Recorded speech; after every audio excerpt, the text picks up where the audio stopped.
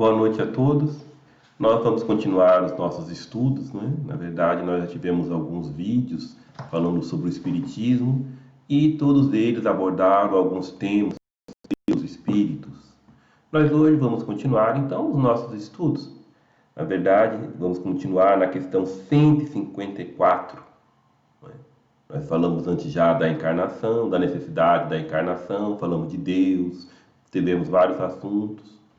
Mas, na questão 154, Kardec pergunta: é dolorosa a separação da alma e do corpo? Ou seja, existe dor, existe sofrimento quando a pessoa morre? O ato de separar, o espírito se separar, a alma, quando se separa do corpo? Então os espíritos respondem: não. O corpo quase sempre sofre mais durante a vida do que no momento da morte. A alma nenhuma parte toma nisso. Os sofrimentos que algumas vezes se experimenta no instante da morte são gozo para o espírito, que vê chegar o termo do seu exílio. Na morte natural, a que sobrevém pelo esgotamento dos órgãos, em consequência da idade, o homem deixa a vida sem o perceber. É uma lâmpada que se apaga por falta de óleo. Então aqui os espíritos fazem, na verdade, uma comparação. Eles fazem uma comparação que no momento, na existência, na verdade, quase sempre o indivíduo sofre, nós sofremos muito mais no transcurso da existência do que propriamente no momento da morte. Mesmo as doenças prolongadas, as doenças que causam muita dor, o que nós vemos ali não é a separação da alma do corpo, mas são os sofrimentos, são as dores físicas. É um processo diferente. Aqui Kardec pergunta no momento da morte, a separação, o fato em si de separar a alma do corpo, se ocorre dor. Aí ele falou: não ocorre dor, não é um fenômeno doloroso. Inclusive, quanto mais se aproxima a morte, mais a pessoa vai perdendo a consciência.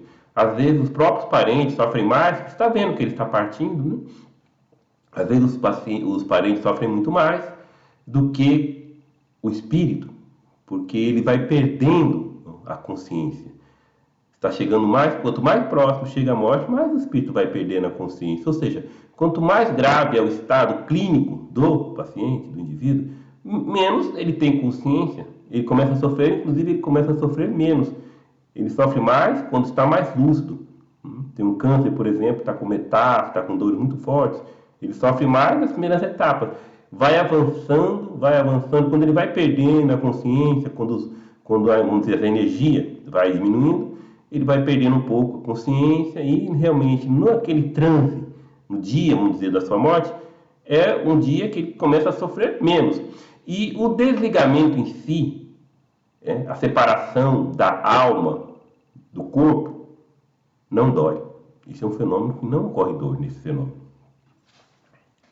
Inclusive, às vezes, os espíritos respondem aqui que muitas vezes aquele estertor da morte, que é uma reação do organismo, muitas vezes é até uma alegria para o espírito que vê se libertar de certa forma, o corpo é uma prisão. Nós estamos num mundo de expiação e de provas. É uma oportunidade abençoada viver, aproveitar a encarnação, mas não deixa de ser, por isso, uma prisão, não deixa de ser um exílio. Por isso que os espíritos colocam aqui: na morte natural, a que sobrevém pelo esgotamento dos órgãos, em consequência da idade, o homem deixa a vida sem o perceber. É uma lâmpada que se apaga por falta de óleo. Vê que na época, no século XIX, não tinha lâmpadas elétricas, né? Estavam usando uma lâmpada que tinha aquela lâmpada a óleo, né? Questão 155. É outra questão. Como se opera a separação da alma e do corpo? Ele pergunta aqui como é que faz, como é que se processa a separação. Aí os espíritos respondem: rotos os laços que retinham, ela se desprende. Na verdade, nós estamos ligados ao corpo porque é o corpo que prende a alma. É o corpo que está prendendo a alma. Por isso que quem morre é o corpo, a alma não morre. Para separar, o corpo tem que morrer. A gente não separa de um corpo saudável. né? Eu costumo brincar que ninguém morre por excesso de saúde, né? Ninguém morre porque está saudável. Você pode morrer até com saudável, morrer de repente, ou acidente, etc. Mas, realmente, ninguém morre por causa de saúde. É o corpo que prende a alma e é o corpo que liberta a alma, né? Porque ele esgota as possibilidades de interação entre a alma e o corpo pelo esgotamento dos órgãos físicos, né? Pela disfunção dos órgãos físicos, e a alma se separa. Kardec pergunta aqui, ainda na mesma questão: a separação se dá instantaneamente? Sim. De modo que separa, se dá instantaneamente? Por uma brusca transição? Haverá alguma linha de demarcação nitidamente traçada entre a vida e a morte? Tem uma linha assim traçada entre morreu aqui e morreu agora, exatamente morreu aqui, né? Kardec pergunta se há uma linha divisória. E os espíritos respondem: não. A alma se desprende gradualmente, não se escapa como um pássaro cativo a que se restitui subitamente a liberdade. Aqueles dois estados se trocam e se confundem, de sorte que o espírito se volta pouco a pouco dos laços que o prendiam, né? Desculpe, o espírito se solta pouco a pouco dos laços que o prendiam. Esses laços se desatam, não se quebram, né? Não é uma coisa súbita, é gradativa a separação da alma do corpo. A questão é mais longa, não vamos entrar em toda a questão, aqui é uma dissertação de Kardec sobre ela, é apenas a questão 155, o ouvinte poderá lê-la oportunamente. Na questão 156, a separação definitiva da alma e do corpo pode ocorrer antes da cessação completa da vida orgânica? Olha que pergunta muito interessante, né? A separação completa da alma do corpo, ela pode se dar antes da cessação completa da vida orgânica? Essa questão é uma questão muito filosófica, é uma questão de uma pessoa muito inteligente, não é? Que fez essa questão. Ou Kardec ou alguém da sua época fez essa questão, por isso ele está aqui. Mas é uma questão muito inteligente e é uma questão que é mais atual ainda hoje com os recursos da medicina. Então, a questão é se a separação definitiva da alma e do corpo pode ocorrer antes da cessação completa da vida orgânica? Os espíritos respondem: na agonia, a alma, alguma vez, já tem deixado o corpo. Não há mais, nada mais há que a vida orgânica. Às vezes o organismo está lá funcionando, e a alma foi embora. A alma já se desprendeu. O homem já não tem consciência de si mesmo. Entretanto, ainda lhe resta um sopro de vida orgânica. O corpo é a máquina que o coração põe em movimento. Existe enquanto o coração faz circular nas veias do sangue, para o que não necessita da alma. Olha que interessante. Para o coração bater, para circular o sangue, para ter vida orgânica, ele não necessita da alma. Claro que ele sem a alma, logo ele vai parar de bater, ele vai morrer. Mas por um certo período, ele não necessita. Ele tem um automatismo. Igual isso é tão verdade que existe um automatismo cardíaco, né? A gente estuda em medicina. Você tira o coração de um animal, ou até de um ser humano, no caso, e ele continua batendo fora do corpo por um certo período. Chama-se automatismo. Uma coisa meio um pouco feia de se ver, mas é verdade, né? Você tira rapidamente o coração de um animal, ele ainda bate por algum tempo. Ele pode bater, sim. Isso chama-se automatismo cardíaco. Tanto é que o transplante é feito assim. O coração não vem batendo. Por coração transplantado, ele vem sem bater, claro, né? Pois ele é estimulado por aparelhos a voltar a bater. Então, às vezes, só existe vida orgânica, mas o espírito já não está mais ali. No momento da morte, a alma sente alguma vez qualquer aspiração ou êxtase que lhe faça entrever o mundo onde vai de novo entrar? No momento que a gente está morrendo, a pessoa sente que vai entrar nesse outro mundo, tem algum êxtase, né? Aí o espírito responde: muitas vezes a alma sente que se desfazem os laços que a prendem ao corpo. Não é sempre, mas muitas vezes. A pessoa sente que estão rompendo os laços que o retinham ao corpo. Emprega então todos os esforços para desfazê-los inteiramente. A gente ouve isso nos relatos chamados experiências de quase morte, aquelas pessoas que tem uma parada cardíaca e vê um túnel de luz, né? A gente até brinca dizendo assim, volte, volte, não é sua hora, volte, né? Aí, ou então venha para a luz, já é a sua hora, né? E muitas vezes o que acontece, claro, que com a experiência de quase morte, que ele não morreu, ele quase morreu. Então, alguns desses pacientes relatam que uma pessoa diz para ele, não, pode voltar, você não é a sua hora. E a pessoa diz, não, mas eu estou tão feliz aqui, eu estou tão bem, né? Aí o espírito tem que lembrar, mas você tem seus filhos para criar, você tem um compromisso, aí a pessoa lembra e volta, né? Volta. E às vezes ela volta sem querer mesmo, né? Ela fala, mas está tão bom aqui, né? É o que os espíritos escrevem. Muitas vezes a alma sente que se desfazem os laços que aprendem ao corpo. Emprega então todos os esforços para desfazê-los inteiramente. Já em parte desprendido da matéria, vê o futuro desdobrar-se diante de si e goza, por antecipação, do estado de espírito. Esse é o estado normal. Esse é o quadro normal da vida, né? Esse é o quadro normal. Muitas vezes a alma sente que está se desprendendo. Na época de Kardec era difícil provar isso. Tinha alguns relatos, mas ela não tinha cardioversão, não tinha a medicina não era avançada, então as pessoas morriam. Tinha uma parada cardíaca e raramente ela não morria, realmente ela morreu mesmo. Hoje não, tem um aparelho, tem a ressuscitação cardiopulmonar, está na UTI, tem os recursos da medicina e a pessoa volta para contar exatamente o que está aqui no Livro dos Espíritos. Por isso que o Espiritismo é uma revelação, né? A gente não ia saber isso como. Hoje a gente já sabe de alguns relatos, de milhares de relatos, na verdade, né? Tem grandes estudos científicos sobre isso. Chama-se experiência de quase morte. Na questão 158, é outra questão. O exemplo da lagarta, que primeiro anda de rastros pela terra, depois se encerra na sua crisálida em estado de morte aparente, para enfim renascer com uma existência brilhante, pode dar-nos a ideia da vida terrestre, do túmulo e, finalmente, da nossa nova existência? Aí os espíritos, Kardec disse, essa ideia de que uma borboleta, que era uma lagarta, estava lá, depois ela saiu do casulo e virou borboleta, né?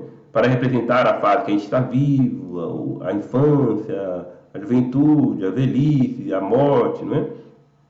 Aí os espíritos dizem que a imagem é boa, mas a ideia é acanhada, né? A ideia é acanhada. Todavia, cumpre não seja tomado ao pé da letra, como frequentemente sucede. 159, outra questão. Que sensação experimenta a alma no momento em que reconhece estar no mundo do espírito? Tipo assim, quando a gente morre, quando a gente morrer, sei lá, você, né? Não estou dizendo que seja hoje, nem não sei quando, mas quando a gente morre, quando descobre que fala, olha, eu estou morto, eu acho que eu morri, né? Quando a gente está no plano espiritual e descobre isso, né? Que sensação! O que a gente experimenta? Então os espíritos disseram, depende, se praticaste o mal, impelido pelo desejo de o praticar, que às vezes as pessoas fazem coisas muito erradas por muita ignorância, né?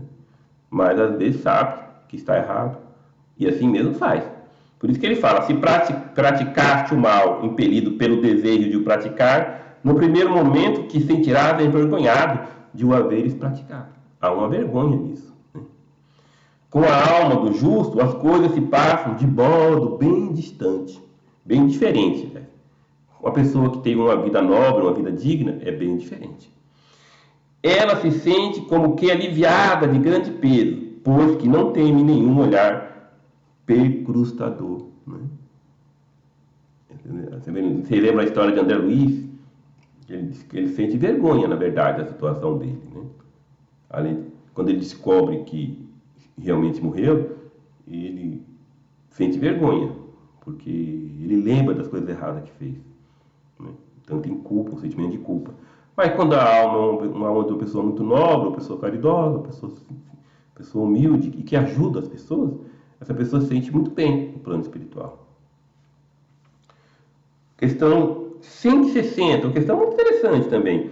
O espírito se encontra imediatamente com os que conheceu na terra, que morreram antes dele? Quer dizer, quando a gente morre, de imediato assim, a gente vai encontrar nossa bisavó, nossa avó, nossa mãe, caso ela tenha morrido? Aí os espíritos respondem sim, conforme a afeição que lhes votava e aqui eles lhe consagravam, conforme a afeição que nós tínhamos das pessoas que já foram e conforme a afeição que eles tinham por nós, pode se encontrar sim imediatamente. Muitas vezes aqueles seus conhecidos o vêm receber a entrada do mundo dos espíritos e o ajudam a desligar-se das faixas da matéria, né? Das impressões do corpo, as impressões da vida terrestre, às vezes o apego. Ele fala, olha, deixa aquilo, já foi, já passou, né? Você está perturbado, pensando em voltar para casa, mas sua casa está lá, mas você não pode mais voltar, porque você está morto, você agora está no outro plano. Encontre-se também com muitos do que conheceu e perdeu de vista durante a sua vida terrena. Vê os que estão na erraticidade, como vê os encarnados e os vai visitar. Claro, muitos parentes nós podemos visitar depois de morte, podemos visitar a nossa casa, os amigos, né? Nós entramos em contato com os amigos que morreram antes da gente, pessoas de outras vidas, né? A questão 161. Em caso de morte violenta e acidental, né, quando os órgãos ainda não se enfraqueceram em consequência da idade ou das moléstias, a separação da alma e a cessação da vida ocorrem simultaneamente? Né? Numa morte violenta, a pessoa leva um tiro, uma coisa, foi decapitada, uma morte. Kardec pergunta se a cessação da vida e a separação da alma é imediata. Aí Kardec fala, os espíritos respondem, desculpe, geralmente assim é, mas em todos os casos, muito breve é o instante que medeia uma e outra coisa. Geralmente, né? Quer dizer que não é sempre, mas geralmente é imediato, então. A morte violenta, a separação é imediata. Não é sempre, mas geralmente. Aí Kardec insiste na pergunta, ele faz a pergunta 162. Após a decapitação, por exemplo, conserva o homem por alguns instantes a consciência de si mesmo? A decapitação. Por que Kardec está falando de decapitação, né? Ele não fala de enforcamento. Ele deu um exemplo. Por que o exemplo de decapitação, né? Porque na época, a Revolução Francesa, essas questões, né? Não raro, a conserva durante alguns minutos, até que a vida orgânica se tenha extinguido completamente. Mas também, quase sempre, a apreensão da morte lhe faz perder aquela consciência antes do momento do suplício.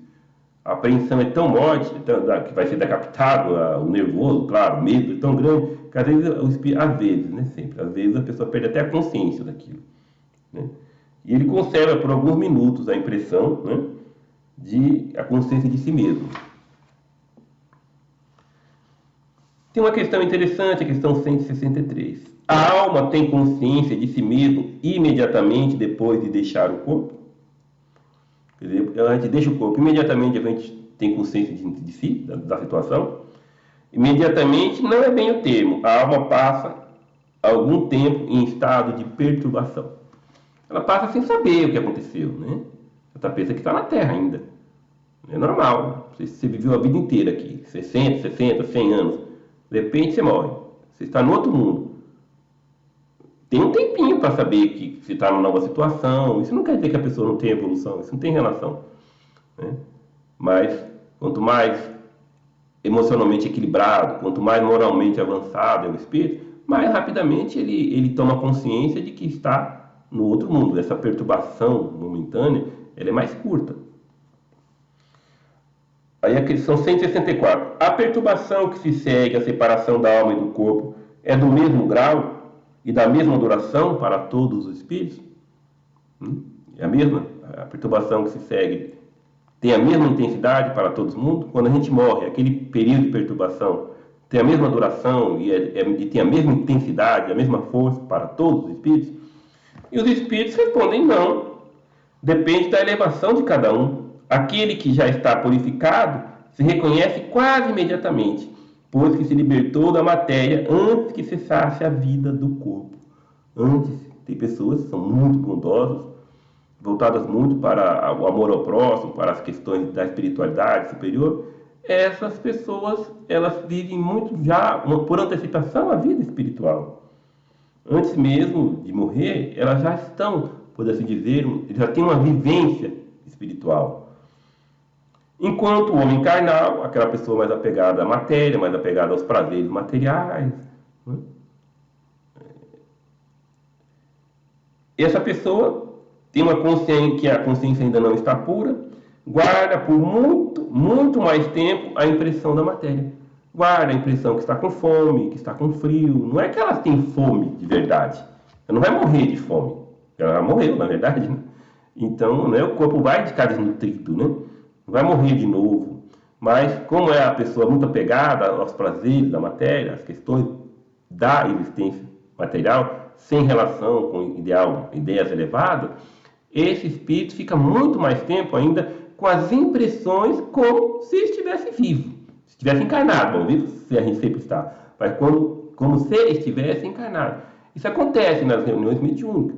A pessoa fala que está com sede, que está com dor, né? E na verdade isso são impressões mentais do estado que ela deixou da matéria, porque ainda tem um apego àquela situação. E os espíritos perguntam, questão 165, o conhecimento do espiritismo exerce alguma influência sobre a duração mais ou menos longa da perturbação? Ou seja, esses estudos que nós estamos fazendo, que vocês fazem, na verdade, né? Estudos espíritas, eles ajudam a diminuir essa perturbação? E os espíritos respondem, influência muito grande. Por isso que o espírito já antecipadamente compreendia a sua situação, mas a prática do bem e a consciência pura são o que maior influência exerce. Mesmo que uma pessoa não conheça nada do espiritismo, de vida espiritual, mas se ela é uma pessoa bondosa, se ela é uma pessoa moralizada, ou seja, se ela pratica o bem, né, durante a sua encarnação, esse período, isso é o que mais conta para diminuir tanto a duração dessa perturbação, que se dá depois da morte, como a intensidade e a duração diminui muito. Mas o conhecimento do espiritismo contribui muito para isso. Mas o que contribui mais é a questão moral. Tem aqui, Kardec continua aqui, mas é uma questão muito longa e nós vamos ficando por aqui. Eu acho que já é um ponto bom para nossas reflexões. E nos próximos vídeos, conforme nós vamos, na verdade, é uma espécie de curso. Eu não gosto de chamar essa palavra curso, mas é uma espécie, é um estudo, na verdade, né? Nossos vídeos são uma sequência do estudo do Livro dos Espíritos e seguirão outros livros também do Espiritismo. Mas conforme nós vamos aprendendo um pouco mais, vamos nos familiarizando com os conceitos, nós vamos aprofundando certos estudos, como experiência de quase morte, outras questões, né? Questões da mediunidade, questões de processos obsessivos, nós vamos detalhando mais, mas é importante que a gente tenha essas noções que eu tento passar de forma bem simples e mantendo o máximo possível de fidelidade à codificação espírita, para que a gente não entre muito naquelas batalhas de opiniões, né, as elucubrações, que são muito válidas, mas que eu acho que não é o objetivo, não é o nosso objetivo. O objetivo nosso é apenas facilitar o entendimento da doutrina espírita. E que Deus nos abençoe e nos proteja nesse empreendimento. E eu vejo vocês no próximo vídeo.